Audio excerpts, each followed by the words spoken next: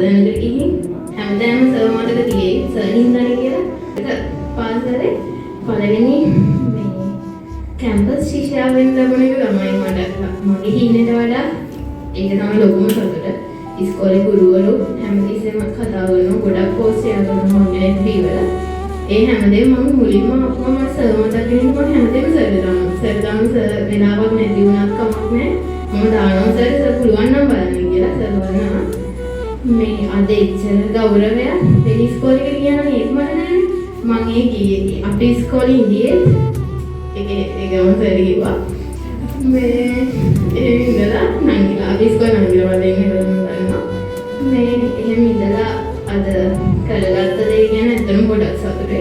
සර්ට පින් දීලා මදි හැමදේම. එන්නේ සර්ගේ ගෝලයක් වෙන්න හම්බුනේ ලොකු සතුටක්. අනිත් එක මාත් මහලුවට පාඩම් කරේ නැහැ. සර් කියන දේ හරියටම කරා. ඇත්තටම ඔයගොල්ලෝ මහලුවට පාඩම් කරේ නැති වුණා දැන් මහන්සි වෙනවා කියලා ඇති. පාඩම් කරන්න මට වඩා හොඳ රැංකියක් දාන්න පුළුවන්. මම අන්තිම මාස 10 කරගත්ත දේ ගැන ඇත්තටම ගොඩක් සතුටුයි. මේ මම කියන්නේ ඔයාලා දැන් මුලින් ඉඳන් යනවානේ ක්ලාස්.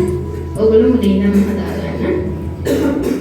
සර් කියන දේවල් ඒ විදිහට කරන්න. කවදාවත් ඒ දේවල් නොකර ඉන්න එපා. මාත් ගොඩක් මහන්සි වෙන කෙනෙක් නෙමෙයි.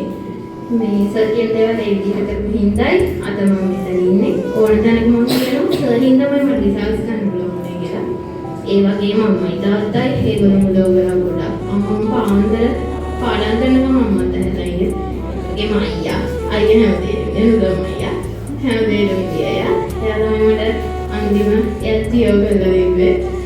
එයා තමයි මට භූගෝලයේ ගොඩක් දේවල් කියනවා. මගේ පොත්වල පිටකාර බව දාලා දුන්නේ අයියා. ඒ කියන්නේ සර් හැමදාම මගේ පොත බෙන්නලා කියනවා. ළමයින්ට බෙන්නලා කියනවා. බලන්න ලස්සනට ළමයි දාලා දෙනවා සර් කියනවා කේද.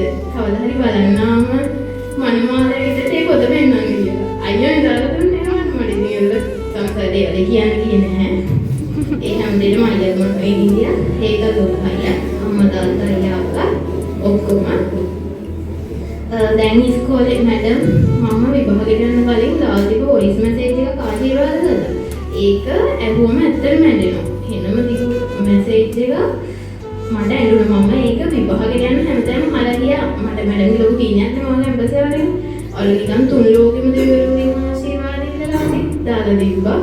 ඒක හැමදාම බොහොම ඇඬෙනවා. මට මේක කරගන්න බැරි වෙයිද කියලා. මම මේකට එනකොට මට කැම්පස් යනවා කියන හිණක් තිබ්බේ නැහැ. සර් තමයි ඒ හිණේ සර් හින්දා ඉෂ්ටුනේ තර සර් හින්දා. ඔයගොල්ලන්ට මේ වගේ පන්ති යනවා ඒක හම්බෙන්නේ නැහැ බොහොම. මම අපේ ඉස්කෝලේ දැන් ළමයින්ට කියනවා දැන් ඉස්ලාමට කෝල් කරනවානේ. ඊයේත් අපේ ඉස්කෝලේ බන්දුල තමයි ඉස්කෝල් කරා. ඉස්කෝලේ කොහොමද මගෙන් ඇහුවා මේවා කාගෙද සියෝපන් ගියේ කියලා. එනිසා ගලන්ද සර්ගේ නම කියලා සර් එකෙන් අහන්න කිව්වා 2020 දෙනම ක්ලාස් පටන් ගන්නවා. මම දන්නේ හැමෝටම කියන්නේ සර්. මගේ අද මම මෙතන ඉන්නේ සර් හින්දා ඇත්තට මේක නම් අර අක්කල් මෙතන කතා කරනකොට ආසාවක් තිබ්බ කතා කරන්න. ඒත් හිතුවේ නැහැ හිම රෑන්ක් එකක් දාලා කතා කරන්න පුළුවන් වෙයි කියලා. සීයෙන් උඩ ඒ කියලා හීනයක් නුනම. මම රිසල්ට් ෂීට් එක මට දැම්මම අයියා දැන් කෝල් කළා. මම දෙපාරක් කළා මගේ නම දින්නේ කියලා. ඒ තරම් හිතාගන්න බෑ මමද මේ කියලා. ඇත්තටම සර් හින්දා සර් දෙන දේවල් ඒ විදිහට කරන්න පාඩම් කරන ඒවා සර් කියන විදිහට කරන්න මම වැඩිපුර මොකක් කරේ නැහැ සර් කුෂිකර්මාන්ත වගේ ටියුට් එක අපිට පොයින්ට් අවුට් දුන්නා පාඩම් කරන්න මේ ටික විතරක් කරන්න කියලා ඒ ටික විතරමයි මම පාඩම් කරේ මම පොතම පාඩම් කරන්න ගියේ නැහැ හැබැයි සර් කියන විදිහට පුරුක ඉස්කෝලේදී නම් කරගත්තේ නැහැ දන්නේම නැහැ ලියන්න විභාගයකට ගියම පේපර් වල ලියන්න දන්නේ නැහැ 50 ගණන් 30 ගණන් කොහොමද ලබන දෙන්නේ සර්ගේ පුරුක මගේ පුරුක පොත ඇත්තටම ලස්සනයි පුරුක ඇඳලා සර් දෙන දෙයක් මම දන්නේ නැහැ මම හොඳ දැනකට ගිහින් හැමදාම සර් මතක තියෙයි සර් හින්දානේ කියලා මම හැමදාම කියනවා ඔයගොල්ලන්ට සර් වගේ ගුරුවරයෙක්යි කවදාවත් හම්බෙන්නේ නැහැ සර් කියන දේවල් ඒ විදිහටම කරන්න ඉච්චර ඉතින් කියන්නේ අනේ සර් ගොඩක් පිං